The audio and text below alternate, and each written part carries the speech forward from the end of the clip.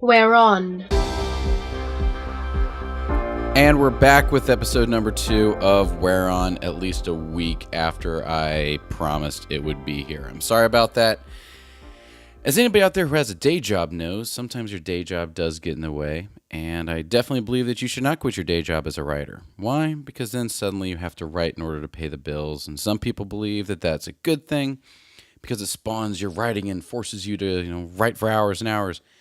I'm not a fan of it. I would rather let my writing come naturally and keep my day job and have less stress. But that's just my opinion. That's not what we're here to talk about today.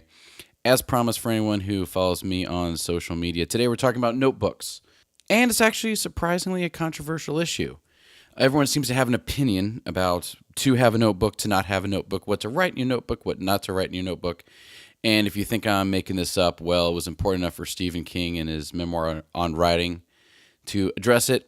And during my MFA program, I had more than one conversation about it, even with the director. So after speaking with amateurs and pros and professors alike, here are my results.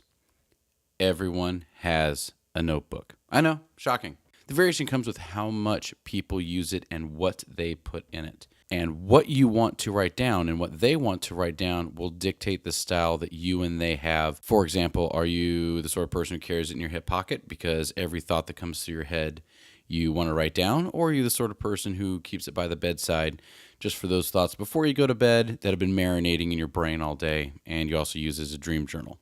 Things like that. I found that the ways people use it really does depend also not only on their personal writing style, but also on what kind of writing they do.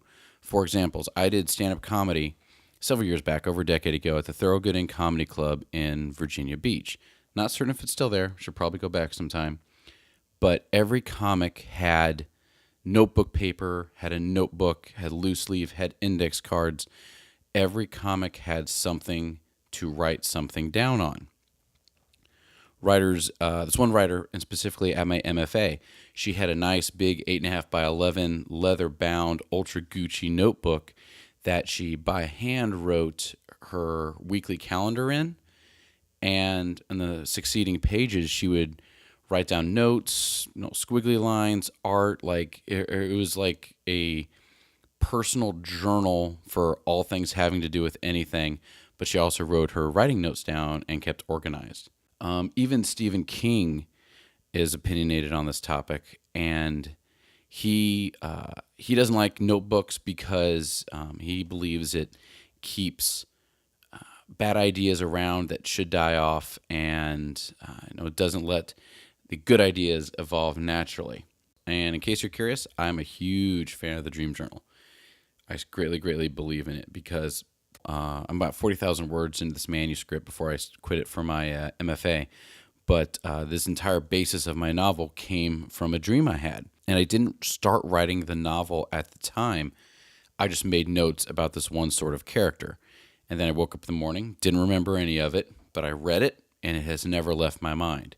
And then that evolved, it marinated, changed shape, and now that character is the protagonist of a novel that's actually a little bigger than I intended on it being, so that's why I haven't finished it yet. And even some people do voice to text. I know some writers who don't carry actually pencil and paper with them. They get a voice to text app, and then they text it to themselves or they email it to themselves. Then when they sit down at their computer, they have their writing notes in their email box, and that works for them. But still, the punchline is everybody writes things down or makes notes in some way.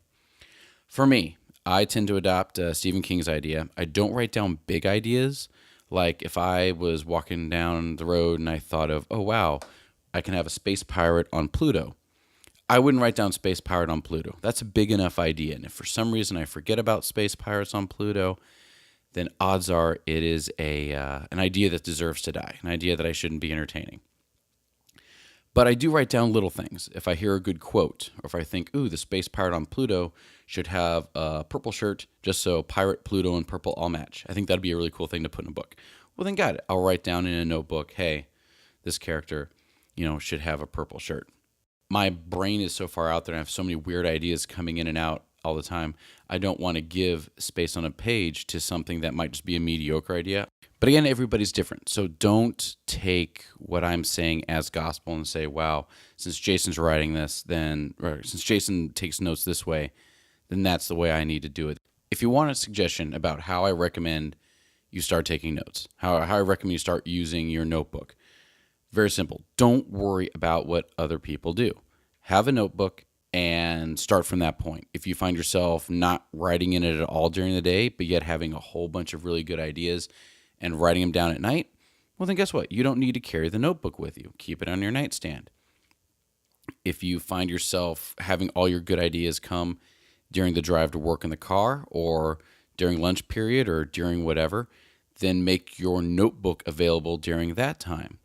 Or if you find yourself constantly with your notebook in your hand and you're always writing stuff down, but you're never going back and revisiting it, or when you go back to revisit it, it's not gold. It's just, a bunch of thoughts that you shouldn't have had it. Well, then go ahead and scale it back and, keep the notebook by the nightstand, or go back to the original one. As soon as you don't take your notebook anywhere and you sit down at the end of the day and you have 0 ideas, well, yeah, probably want to get a smaller notebook, shove it in your back pocket to make it more available. But, and again, it might sound like I'm talking around in circles. The punchline is do what works for you and try different things to figure out what works best for you. The last thing I'll say on the topic is don't talk to anyone about it. Just do it. Do not sit here and tell your friends, hey, everyone, look at my brand new writing notebook, or get up in the morning and tell your partner, guess what, I'm going to start carrying a writing notebook. Because then they're going to question you, and then you're going to second guess yourself, and then they're going to laugh at you, or then they're going to say, well, why that notebook? Why not get a better one? Or why that's such a high quality one? Why not get a cheaper one? You don't need someone questioning your judgment at this point in the game. Just have the notebook, have it be something very personal that you do with you. You don't need to hide it from people, but definitely don't make it a thing.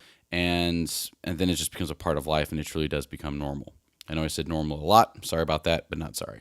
There you have it. That is my opinion on notebooks. If you have an opinion yourself that you would like to share, or you think I'm wrong for some reason, please shoot me an email at jason@whereonpodcast.com, WHEREON podcast.com, all one word. I look forward to reading it. Talk to you later.